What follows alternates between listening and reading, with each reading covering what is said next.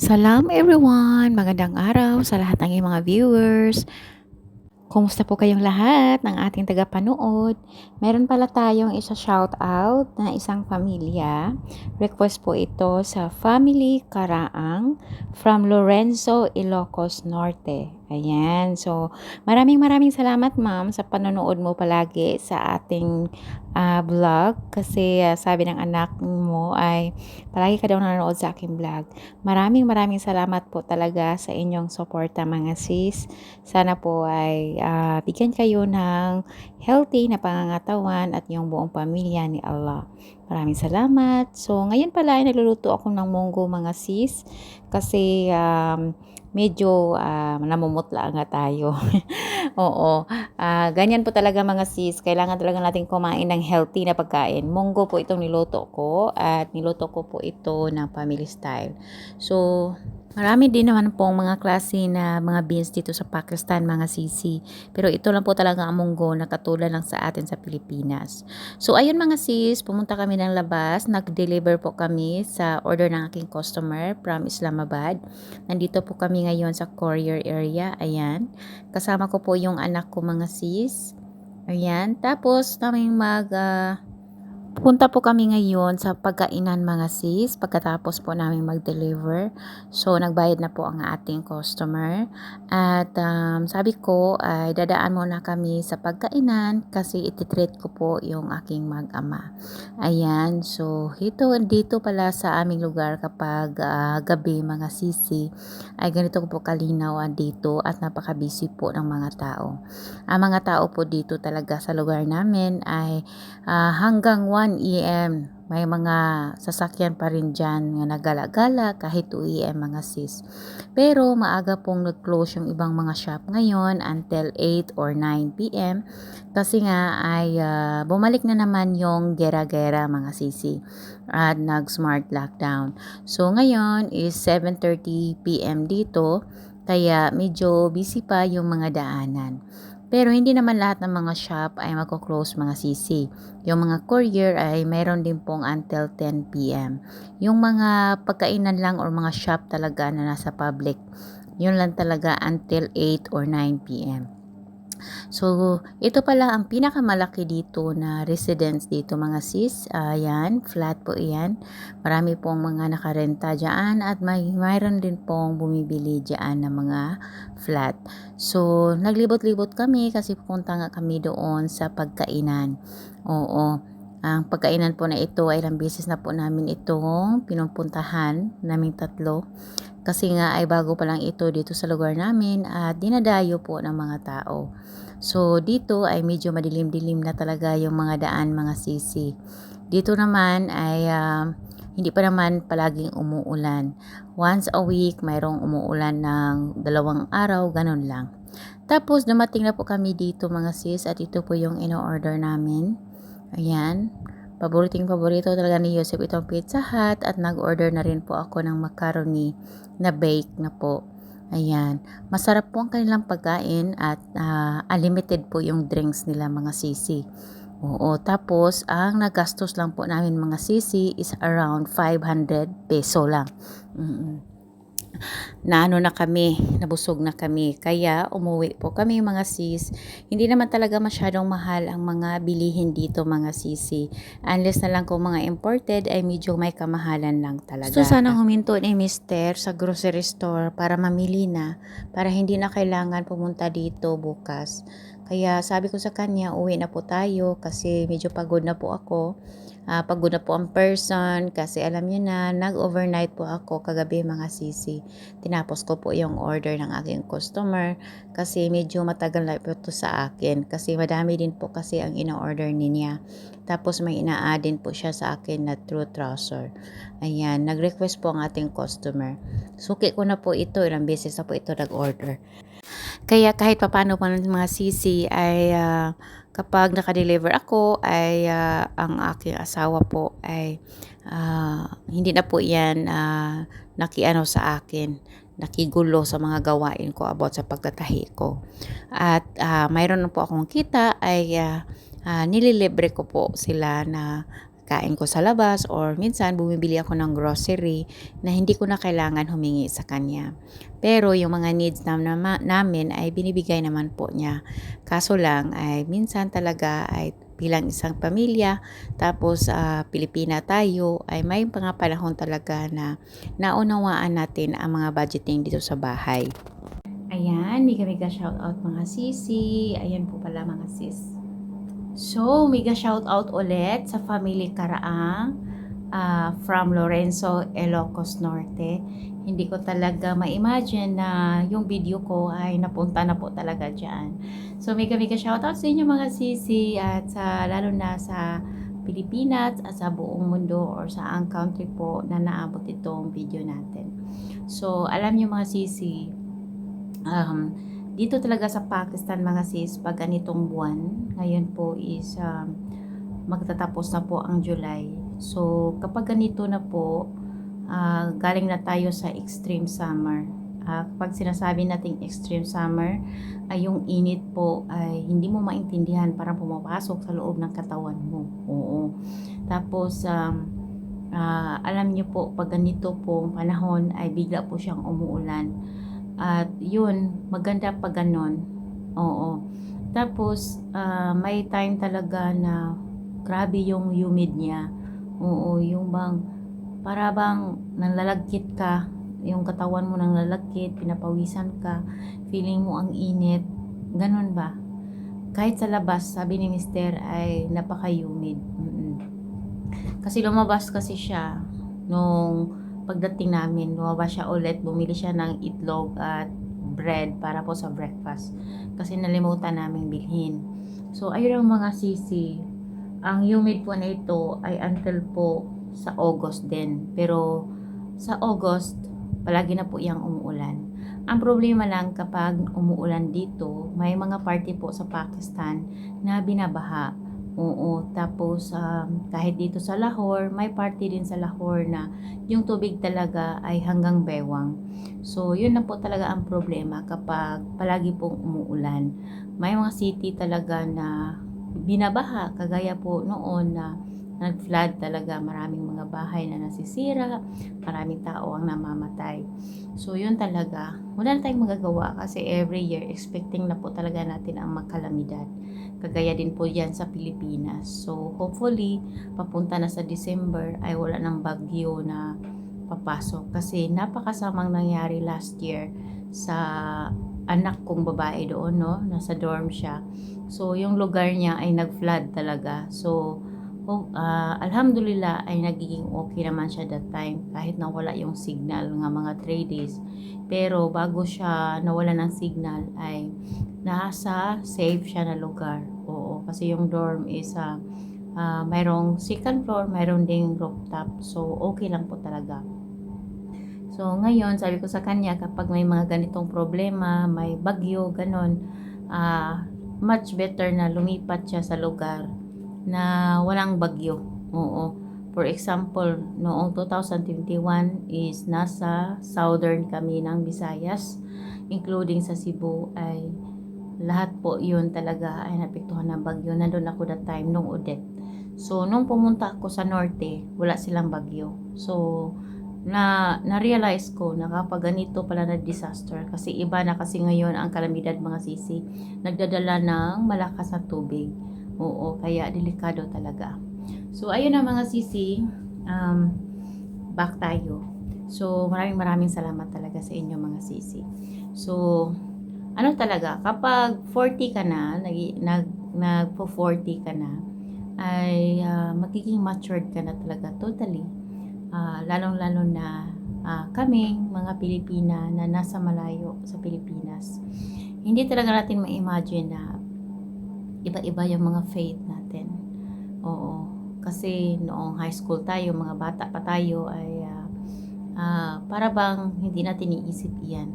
Dumating talaga sa punto na bilang isang babae ay lalo na magiging nanay ka ay magiging talaga, magiging matured ka lalo sa mga experience mo. So, hindi madali na nasa ibang bansa nakatira talaga. Oo, kasi imagine mo, sobra yung mga adjustment, lalo na yung mga OFW natin na nakipagsapalaran, hindi talaga madali kasi ang pagiging OFW ay swerte-swerte lang din. At nakakalungkot isipin na yung mga pamilya, yung iba, ay hindi nila binibigyan ng value yung mga kamag-anak nilang nagtrabaho sa ibang bansa. Oo, hindi madali na nagtatrabaho ka sa ibang mga tao. Kaya talaga, nung nag-17 ako, kasi, na ano talaga ako, kasi hindi naman kami mayaman, so ibig sabihin, that time, hindi pa talaga masyadong marami yung mga scholar, ganun ba? Hindi talaga. Oo, hindi katulad ngayon na maswerte yung mga kabataan natin ngayon. Kasi maraming programa na free na yung edukasyon. Basta malaki lang yung grades ng mga anak natin. Okay? So, ang nangyari mga sisi, kapag ano na, ako talaga, 17 pa ako, natuto na ako magtahi kasi nga yung kapatid ko ay isa siyang tailor. Mayroon siyang patahian sa amin. Oo. So, para akong namulat sa tahi. So, 17 years old, nag-aral na ako ng TESDA para makapasok ako sa company. So, nakapasok ako ng company ay ano na, tuloy-tuloy na talaga lahat. Pero sa isip ko talaga, gusto kong matuto. Gusto kong matuto sa lahat ng mga tahi. Ganon talaga. At dumating sa punto na ang kampanya kasi mga sisi, lalo na mga factory, ay humihina sila. May month talaga sa taon na humihina. Lalo na kung minimum wage tayo. Napakahirap nun. Lalo na kung may anak tayo, no? So that time ako ay, kahit single mom ako that time, ay nandun naman ang asawa ko na ngayon na sumusuporta din sa akin kahit hindi masyadong malaki, at least nakakatulong. So sa company talaga, ano siya, manghihina siya, para bang 1 month makapasok ka lang ng 3 days, ganun ba? So ang pagtatahi talaga ay hindi talaga masasabi natin na dahil matanda na ang tao ay expert na siya. Hindi. Ang pagiging expert ay hindi yan nagbabase sa edad, kundi nagbabase yan sa experience. Ano bang ibig sabihin ng experience? Yung bang mga marami siyang napagdaanan ng mga design, mga na-encounter na problema sa tahi. Tapos, kung hindi ka talaga magkakamali sa mga tahi mo, hindi ka matuto talaga. So, nag-resign ako sa company, tapos nagtrabaho ako sa para bang boutique. Oo. Nagsimula kasi iyan na nagka-interest ako sa boutique, yung pakyaw-pakyaw na tahi, buo-buo ba. Nagka-interest ako sa ganyan nung humina yung company namin. Tapos kailangan ko ng extra na kita. Oo. Kasi may anak na ako. So, ang ginawa ko mga sisi, tinatry ko yung best ko. Mayroon kasing tailoring doon malapit sa nirerentahan kong boarding house. So, nagano sila, parang nakilala ko na yung may-ari. At actually, sila po ay nagtitrain din ng mga estudyante na dadalhin sa Japan na tahi. Pero ako that time, ang point ko lang doon ay maka-part-time ako. So, baguhan pa lang ako that time. Nung baguhan pa lang ako, nahirapan akong bumuo ng isang pants ng lalaki na uniform. So, ang ginawa ko talaga, bawat detail ay sinusunod ko talaga. Nakatapos lang ako ng isang pants sa isang araw. Yun lang, pants lang ha. Nag-worth lang iyon ng 50 peso that time. Pag nakabuo ka ng pants ng lalaki ay 50 peso. Pag babae, 40 yung bigay sa amin. So, yun. Habang tumatagal, padami-padami na yung tapos ko. So, nakasahod na ako ng every week ng 600 piso, ganun ba? Kasi weekly ang bayad nun eh. So, doon ko na-realize na pwede pala higitan yung minimum wage ko kung kung expert na ako sa pagbuo na uniform. Yun bang pares talaga, blouse or polo or pants, ganun. So, yun. Nano ko yun. Kasi hindi na talaga kayanin eh. Nung namatay ang mama ko, ang ginawa ko talaga, nag-resign ako. Tapos kinuha ko yung anak kong babae. Dinala ko siya sa boutique na tinatrabahoan ko kasi pwede naman dalhin ang bata. Yung anak ko, nandyan lang yan, nagtatahi ako, yung anak ko ay nasa sofa ni madam. Si madam kasi dati is yung tahian niya ay nasa baba ng bahay niya. Oo, nasa para bang sala nila tapos upper area, mga kwarto na nila. So, marami kaming tailor, mga apat. Mayroong master cutter at finisher namin na siya yung nag-button hole, nagpa-plansa, naglagay ng mga butones. Mayroon din siyang anak, so kalaro siya ng anak ko. Diyan lang yung anak ko maglalaro, matutulog habang ako ay nagtatahi. No, si Maria. Si Maria kasi that time is nasa 3 years old pa siya. 3 years old. So yun, amano talaga ako doon. Umabot ako ng 2 taon. Pero kami ng komunikasyon ng asawa ko ay palagi talaga. Every month naman ay nagbibigay siya sa akin that time. Oo, kunti lang yung binigay ng asawa ko. Ang maintaining talaga is 5,000 piso. Oo, that time. 2000, 2010, ganon. 2010, 2011, ganon ba. So, ayun na mga sisi, ang nangyari. Nung naano na ako, para na akong nabihasa sa pagtatahi. Puro uniform. Kahit anong design. Yun, maano na ako, makasahod na ako ng 4,000 a week pag palagi nag-overnight kasi bata-bata pa tayo nun eh. Nasa edad ko pa noon that time is 24 years old. So, yung mga kasamahan ko matanda, 5 p.m. uuwi na sila. Tapos, minsan ay hindi talaga yan mawawala yung selos-selos mga sisi. Kahit saan tayo magpunta. So, para silang nagsiselos na kami mag-overtime. So, malaki yung sahod namin. 2 kami mag-overtime. Tapos, hindi ko na yun pinapansin. Kasi nga, ang goal ko lang talaga ay dapat makakuha ko ng sahod ng 4,000 every week. So, ayun, nakasurvive naman ng ganon. Umabot ng 2 years. At gusto ko talaga matuto magtabas. So, ang nangyari mga sisi, yung master cutter namin ay tatawanan ka lang kapag sinabi mo, tuturuan mo ako, ganito, ganyan. Kasi iba talaga yung pagtuto natin sa pagtabas ay hindi madali talaga. Lalo na kung sa sarili mayroon kang hinahanap. May may mga books ako sa tahi, nag-aral ako sa TESDA, pero mayroon talaga akong hinahanap kasi parang nagtaka ako kasi sinunod ko na yung lahat sinasabi sa libro, yung inotos, pero bakit hindi pa rin ma-fit kung isusuot ko.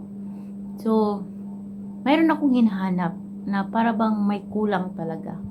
So, nung pumunta ako ng Abu Dhabi, after nagkasal namin ni Mister, ay, ang target ko talaga is makatrabaho ako ng boutique. Yun bang tagawa ng mga gown.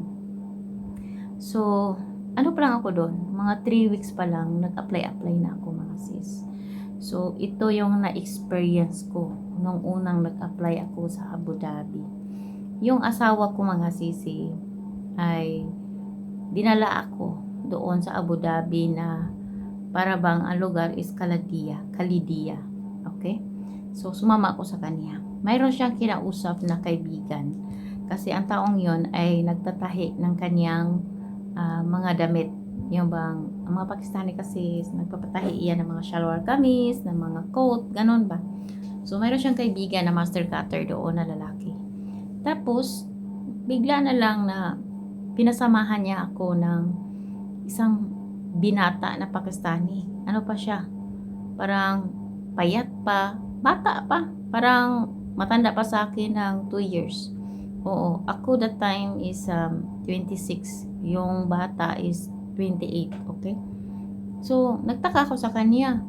Kaya pala, sinabi doon, napasamahan ako kasi siya ay nagtatrabaho sa butik ng, ang may-ari is Pilipina. Napaka malaki po talaga pasalamat ko that time. Sila po yung tumutulong sa akin makakuha ng trabaho sa Abu Dhabi. Oo. So, that time, nakapasok ako doon, nakilala ko yung mga maraming Pilipino. So, yun, sinamahan nila ako. Pumunta ako doon sa pumunta ako doon sa shop. Nagtaka ako kasi yung mga Pilipino, panay tingin sa akin. Pero yun talagang isang tao doon na tumutulong talaga siya sa akin. Una pa lang ay lumapit talaga si kuya sa akin. Tinanong niya sa akin, Ineng, tinatawag pa akong Ineng kasi bata pa ako dati. Ineng, totoo ba na magsyota kayo? Jowa mo yung sumama sa'yo. Taka ako, sabi ko, ha? Sino sabi? Kasi ang pinagkalat niya sa shop at sinabi niya kay madam ay ano daw, magnobyo daw kayo. Sabi ko, oh Diyos ko Lord, ngayon ko lang nakita yung lalaking yan. Kaya pala panay siya dikit ng dikit. Tapos sabi niya, mag-ingat ka Ineng kasi ang mga tao dito ay hindi mo pwedeng pagkatiwalaan. Oo. Lahat ng kabutihan, kasi bago pa ako wala akong idea sa mga ugali ng mga ganyan. Pakistani din yun. So, sabi ko, sige kuya, mayroon po akong asawa kuya. Pumunta lang ako sa Abu Dhabi kasi after ng kasal namin ay pumunta ako dito. Doon lang kami nakita ng asawa ko sa Pilipinas. So, sinabi ko yun sa kanya lahat-lahat ng mga nangyari. So, nangyari mga sisi, ay yun na nga, nung nag-ano yung lalaki, hintay ako. Pinapapasok na ako ni madam doon. Oo, pinapapasok niya ako. Taga-sukat ako mga sisi. Oo, hindi ko pa kabihasa yung magsukat sa katawan. Kasi lahat naman tayo ay nagsisimula sa umpisa. Nanonood ako ng YouTube, ganun ba? So, back forward tayo. Hinano pa rin ako ng lalaki yun. Sinusundan pa rin ako. Sabi niya, ihati daw niya ako sa flat. O, hindi din pala niya alam na asawa ko yung kasama ko. O, hindi sinabi pala ng asawa ko. Sira ulo din ba? So, yun. Naglakad lang kami mga sisi kasi malapit lang naman yung flat namin. Naglakad kami ng mga 15 minutes. Tapos huminto kami sa shop. Binilan niya ako ng juice, yung snacks, ganon. Tapos pagdating namin doon sa gitna ng kalsada kasi huminto kasi may traffic, sabi niya, sa sunod daw, bukas daw mag-duty daw ako. Wag daw ako magtaka kasi sinabi daw niya sa mga kasamahan na nobyo daw ko daw siya. Ganon. Para daw makapasok ako kaagad doon. Sabi ko, hindi mo naman kailangan gawin yan kasi mga Pilipino naman doon at mga Pilipina. Sabi ko, alam mo ba, asawa ko yung sama ko. Sabi ko sa kanya ng ganun. Sabi ko, huwag mo na ko ihatid. Ako umuwi mag-isa. Pagdating ko sa bahay, pagkagabi na umuwi ang asawa ko, sinabihan ko talaga siya na, bakit mo sinabi na ganon? Yung lalaki, sinabi na nobyo ko daw siya. Galit na galit yung asawa ko. So, tinawagan niya yung master cutter doon na yun ang nangyari. Kaya sabi niya, mag-ingat ka. O, basta first time ka pa talaga sa abroad mga sisi. Parang wala ka pa talagang experience ba? Oo, napaka-inosente pa. Pero ngayon, hindi na talaga pwede. Oo. So, yun na nga. Kapag mayroon kayong mga karelasyon or nasa ibang bansa kayo, yung mga ibang lahi, ay na-experience ko din iyan na yung parang wala lang sa atin, tapos napaka-goods nila. Yung magbigay, ganun ba? Huwag tayong masyadong tumatanggap kasi hindi natin alam kung ano yung intention nila. Mayroon talagang iba na bigay ng bigay tapos mayroon palang mga ibang intention. Kasi ang ibang lahi talaga, hindi yan magbibigay ng effort sa'yo kung wala yung intention sa'yo.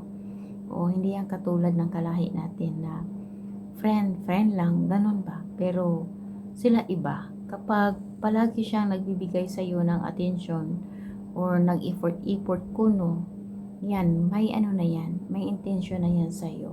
So, mag-ingat-ingat talaga mga sisi. Kaya, marami talaga mga pinagdaanan. Sobra talaga. Ako dati, grabe yung pinagdaanan ko. Pero, nagpasalamat lang talaga ako. Ngayon ay naging okay na ang lahat.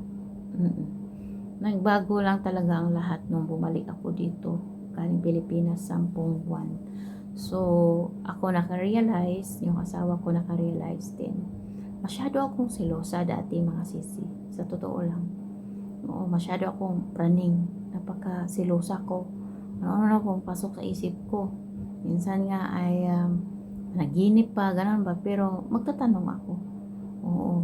Kaya, minsan talaga hindi natin masabi na instinct, totoo yan, ganun. Minsan talaga ay dahil iyan na experience mo na nasaktan ka na ng tao. So kaya minsan pananaginipan mo kung ano-ano na lang. Kaya huwag mo sayangin yung oras mo sa ganyang bagay, lalo na sa pamilya mo. Oo, hindi naman masama na maghalukay ka dyan. Kasi rights mo naman yan kasi asawa ka. Pero kapag nasisira yung pagsamahan ninyo o pamilya ninyo, ay darating talaga ang panahon na masasabi mo na sana hindi nangyari yun. Ganun ba? So, doon ko na-realize nang nag-edad na ako ng 40. Lahat ng mga bagay, minsan nasasabi ko bakit ngayon lang dumating ang utak ko na ito. Marami na akong na-realize na mga bagay-bagay, lahat talaga. Marami na din akong mga bagay na masasabi ko na kailangan kong i-correct. Oo. So, ang bagay talagang ganyan ay kinukumpronta ko yung asawa ko. Oo, may edad na yung asawa ko mga sis. Pero, alhamdulillah, isa lang bagay ang napapasalamat ko talaga sa Diyos. Na taasan pa yung buhay ng asawa ko. Kasi gusto ko talagang makita ng anak ko na lumaki siya na may kasamang ama. Hindi madali mawala ng mahal sa buhay mga sis. Kasi nung namatay yung mama ko mga sis, ay parang may nawala sa parte ko. Ayaw kong maranasan ng anak ko yun. Habang bata pa siya. Pati na yung anak kong babae. So, 40 years old, masyadong nagmamature yung utak ko sa mga karanasan ba. So, ngayon, ang importante lang talaga sa akin is yung health. Oo. Health ng mga anak ko. At palagi lang talaga ako nagpipray na bigyan pa ako ng lakas. Oo. Kahit sinabi ng asawa ko na, kasi siya na yung nagbibigay ng allowance sa anak ko eh. Pero gusto sana niya na ayaw ko nang magtahi. Kasi alam na, may edad tayo, 40 na tayo. Sabi ko, hindi pwede yan. Kaya hindi talaga ako huminto sa pagtatahi mga sisi. Kaso hindi mo maiwasan na ang dami palang customer mga sis. Oo, ang iba talaga, pinipressure ka. Kaya maka-overnight talaga ako. Hindi dahil pera-pera lang, kundi dahil responsibility kong tapusin yung mga order. At ngayon, iba na. Kapag nag-overnight ako ng mga 2 days, ganun, iba na. Babagsak na talagang katawan kapag edad natin ay 40. Kaya, minamanage ko yung oras ko talaga, mga sis. Kagaya ngayon, 5 set. Kailangan kong tapusin, o diba? So, yun lang talaga. Sa mag-asawa, meron po talagang ganyan. Ang pinakamasakit na mangyari talaga is yung mag-cheating yung partner mo. Masakit yan emotionally talaga. Kaya, dapat talaga magiging strong ka, lalo na kung maliit pa yung mga anak mo. Lalo na yung bago ka palang panganak. Kasi, mag-postpartum ka dyan. Kaya, kailangan talaga na tibayin yung loob. Kaya salute talaga ako sa mga babaeng nag-iedad na ng 50 plus, 60, tapos lumaki na yung mga anak nila, nakasal na, ganon. Sabi ko talaga, mabuti pa siya, graduate na siya sa ganyang bagay. Oo, palabas na siya sa buhay. Mag-i-enjoy na lang siya, mag-retire, habang kami ay nasa kalagitnaan pa. So, okay talaga kapag maaga kang magkaanak. Kasi sasabay kasi yung responsibilidad mo at lumaki yung anak mo. Lalo na kung single mom ka, ang hirap nun. Hindi madali yan. Kaya napaka-saludo talaga ako sa mga single mom na nakapagtapos ng anak nila sa college. Hindi madali na may estudyante. Yun talaga. Saludo talaga ako sa ganun. Yung iba, alam niyo, mindset ng mga Pilipino, mga sisi, mga lalaki doon, kapag ang babae ay nagiging single mom, ay mababa yung tingin nila. Kaya kayo mga kababaihan talaga, lalo na single mom, ay huwag nyo babain yung sarili niyo sa mga lalaking ganyan. Kasi alam niyo sa sarili niyo kung ano yung kaya niyo sa buhay. Pwede kayong magtrabaho na pareho lang yan. Oo. Hindi ko talaga maintindihan ang mindset ng mga lalaki doon sa atin. Napakababa ng tingin nila. Kaya after talaga nagkaanak mga sisi at nakaranas ng ganong klaseng lalaki, naisip ko talaga ayaw ko nang mag-asawa mga sis. Kaya hindi ko talaga hawak yung faith ko binigay ko lang sa Diyos yung faith ko after ng pangyayaring iyon. Oo. Hindi ko talaga akalain na ibigay sa akin ni Allah ang ganitong faith. Ganito talaga. Kaya sa isip ninyo, ang bata, madali yan lang lumaki. Madali yang lumaki ang bata. Hindi naman niya magstay forever na ganyan eh. Kapag may ganyan ka na sitwasyon, isipin mo na lang na, makapakain ka nga sa mga aso, sa ibang tao, makapakain ka nga sa sarili mo. Yan pa ba, ang bata pa? So, think positive talaga. Kapag may mga anak na kayo, tapos, hindi yung ibaba yung sarili ninyo. Dahil ba ay dalagang ina kayo, ay ibaba niyo yung sarili niyo sa mga lalaking ganyan. Mostly sa mga laki ng mga Pilipino. Oo. Hate na hate ko talaga yung sa mga Facebook na ginagamit yung mga single mom. Kasi hindi niyo alam ang mga pinagdaanan talaga. Hindi niyo alam ang story ng bawat isa. Kaya nagiging single mom kasi nakahanap ng tao na responsable. O diba? Hindi madali magpakain ng anak mag-isa. Kahit may postpartum ka, parang wala kang karapatan na magkasakit. Kasi nga, single mom ka. O tapos ibaba mo yung sarili mo na huwag. Ako talaga mga sisi, sa totoo lang, yung asawa ko kapag nag-away kami. Kasi bago kayong magsama mga sisi, mag-away talaga. O sabi ko talaga, para namang ang para bang wag mo akong tingnan na parang wala akong silbi dahil may anak ko sa una. Bakit ikaw? 5 naman yung anak mo. Oo, tapos may asawa ka pa. Ginawa mo pa akong pangalawang asawa. So, wag mo akong pagsabihan ng ganyan kasi hindi ako mamatay kung walang lalaki. Oo, kaya akong buhayin ng anak ko mag-isa. Oo, ganyan talaga. Kaso lang, yung puso is nakabaw na. Oo, mahirap na tanggalin. Masakit na. So, kaya yun. Pag si Allah na talaga ang mag-connect sa inyo, mahirap talaga tanggalin. Kahit ano pang mga pinagdaanan ninyo. Sa isip mo, gusto mong iwan. Hindi mangyayari. Kaya pagdaanan, pagtiisan. Ganon. Kaya nag-graduate na kami sa ganyan. Ngayon, wala na. Oo. Kaya, nung dumating ako, umuwi ako galing Pilipinas, mga sisi, inako niya talaga. Ako na ang magbigay ng allowance sa anak mo. Huwag kang mag-overnight. Huwag ganon, ganyan. Kasi dati kasi mga sisi, ayaw kong manghingi. Para bang mayroon akong galit dati. Bakit mo ko dinala dito, ganito, ganyan. Hindi ko naintindihan pa mga bagay-bagay. Kaya doon ko na naintindihan na ang lahat, kapag dumaan ka talaga sa sakit, daan ka sa mga panahon na parang walang taong nandyan para sa'yo, tapos nandyan siya na tumulong sa'yo, so bumalik na naman, ganyan na pala. Kaya sa panahon talaga mga sisi, may panahon, marami talaga, kahit maraming mga Pilipina na nag-message sa akin, na feel niya, nag-cheating yung asawa niya, tapos naglamig na daw yung asawa niya Pakistani, ganun ba? Marami silang anak. Ganun na, marami siyang tanong. Sabi ko, ano lang yan?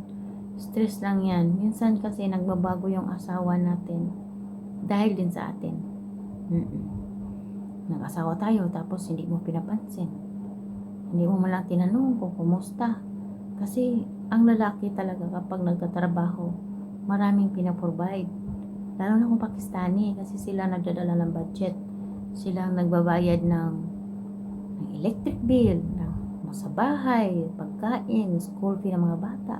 Tayong mga asawa ay nagluluto, yun ang trabaho natin. Diba? Pilipina naman tayo, alam natin kung gaano kahirap magdala ng budget. Tapos ngayon, pag nakasawa ka ng Pakistani, sila nagdala ng lahat. Free ka na sa utak mo, wala ka nang isipin, diba? Kaya, yun talaga. Kaya huwag ka masyadong mag-isip na nag-cheating na yung asawa mo, tapos yung asawa mo halos hindi na natutulog, natatrabaho, maraming mga responsibilidad na shoulder, tapos ikaw, ano-ano lang yung isip mo. Hindi mo man lang siya tanungin kung kumusta na, hindi mo man lang minamasahe, sakit na ng likod, trabaho, diba? So, minsan talaga, ang asawa natin nagbabago, reflection natin iyan. Oh, talak ka ng talak, naging ka ng naging, tapos kung namatay ang asawa mo, iyak ka ng iyak, naging byuda ka na. Oh, masisi. Yun talaga. Kasi hindi lahat ng babae ay binigyan ng asawa, lalo na kung ang lalaki ay provider. Okay? So, kaya pahalagahan natin. Kaya ako, nasabi ko talaga sa sarili ko, habang may buhay pa, pahalagahan ko yung asawa ko. Kasi siya lang talaga ang taong tumanggap, at siya lang talaga ang taong tinuring yung anak ko na anak din niya. Kasi na-realize niya sa buhay niya, may edad na siya. Kaya, lalo na yung mga anak niya, mabait sila. Yung dati kasi, na-misinterpret mo kapag ini-ignore ka. Kasi lahat ng tao ay nag-a-adjust pa kami lahat noon that time. Oo, naintindihan ko naman yun. Naintindihan na. So, nag-usap-usap, nagkaintindihan na. Basta, nung bumalik talaga ako dito, lahat talaga, parang nagbago lahat. Nagpapasalamat talaga ako. At hindi po ako nakakalimot sa mga taong tumulong sa akin. Noong panahon talaga na nagsishare ako sa inyo ng mga hinanakit ko, masyado akong open-minded sa inyo that time. Kahit hindi ako nanghihingi. Oo. Grabe talaga. Marami talagang mga tao na pusilak ang puso. Pero ngayon ay tumatanggi na po ako ng mga ganyan mga sisi, kasi may mas mga taong nangangailangan kaysa sa akin. Oo. Ano na ako, kontento na ako kung anong ibigay ni Allah sa akin. Yung mga sponsor, ganon, magbigay sila ng pera. Sinabi ko na yan sa video ko, tumatanggi talaga na ako. Para iyan sa mga taong talagang super needy. Ngayon kasi ay may tahi pa ako, may kita pa. Hindi pa ako gumagapang ganun mga sisi ba. So, nagpasalamat ako sa inyo. Kasi, alam niyo po kasi, ayaw ko pong gagamitin yung channel ko na yun bang tumutulong ako sa mga needy dito, tapos bigyan ko ng camera. Ayaw ko ng ganon mga sisi, kasi ang napaka-effective talaga kapag for example, yan ang natutunan ko sa mga tao dito. Nahihiya sila malaman ng ibang tao na tumulong sila. For example, every year may Ramadan, nagbibigay ng zakat, okay? Hindi dapat yan malaman ng mga tao. So, ganyan kasi, kung tumutulong ka sa isang tao at walang nakakaalam, malaki yung reward yan sa buhay mo. For example, may sakit ka, tapos tumulong ka sa mas tao yung nangangailangan talaga. Yun talaga, i-blessing na talaga yan. Totoo yan. Kaya, kapag pala rin talaga, pag ganyan, maraming mga celebrity na mayayaman katulad ni Alex Gonzaga, ni Tony Gonzaga, yan sila mga Iglesia ni Cristo, no? Marami yan sila, tumutulong yan sila. Pero ayaw nilang katulad ng mag-ano ng kamera, gano'n. Kasi ginagawa nila iyan para sa paniniwala nila.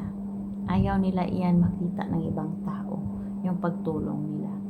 Kasi minsan kasi ang ibang mga, madali lang yung gawin ng ganyan. Pwede ka namang, pag ganyan ang content, pwede kang magbigay sa mga bata, video mo para may views ka. Ang dali lang gawin ang ganyang bagay. Pero para sa akin kasi nahihiya ako. Ayaw kong gumawa ng ganyan. Kung magbigay man ako, yung walang nakakaalam, yung si Allah lang ang nakakaalam, yan lang talaga. Kasi credit yan sa kanya eh. Oo. Iba-iba naman talaga ang content natin, pero yan talaga ang iniiwasan ko. Kaya sa mga sponsor ko dati, ako talaga ay masyadong nagpapasalamat sa inyo. Oo. Huwag po ninyong masamain ang mga bagay na ganyan. Huwag niyo pong masamain na sinasabi ko na ayaw ko nang tumanggap. Hindi po ako mayaman. Pero ginawa ko po ito kasi may reason ako. Oo, may hiniling kasi ako sa kanya na gusto ko lang pagtrabahoan yung mga bagay kung anong meron ako. Oo, yun talaga. Hindi ko nalilimutan yung mga taong dating tumulong sa akin. I prayed na sana ay i-bless pa sila that time. Oh, yun talaga. Mayroon akong mayroon akong nag-visit sa akin. Tinatanggihan ko. Oo, mga sisi, tumanggi talaga ako. Kaya walang problema talaga sa akin. Kaya ako po talaga ay nagpapasalamat sa inyo. Kahit konti lang yung viewers ko, okay lang sa akin mga sis. Oo. Hintay lang tayo. Ayaw kong gumawa ng isang bagay na para lang sa views ko. Ayaw ko na. Kaya ako, naging active lang ako nag-share sa inyo kung ano yung mga bagay dito. Ako din ay minsan ay nag-upload about sa tahi. Kasi gusto kong i-share yung mga natutunan ko sa may mga tao kasi uhaw din sa karunungan about sa tahi mga sisi. Gumawa nga ako ng bagong account sa vlog about sa tahi ko. Kaya yun talaga mga sisi. Ako talaga ay nagpapasalamat sa lahat ng mga nanood, nakinig sa akin. Maraming salamat talaga sa inyo, lalo na sa aking mga taga-suporta.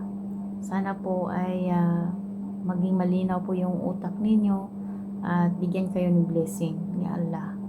Kaya maraming salamat. Allah Hafiz.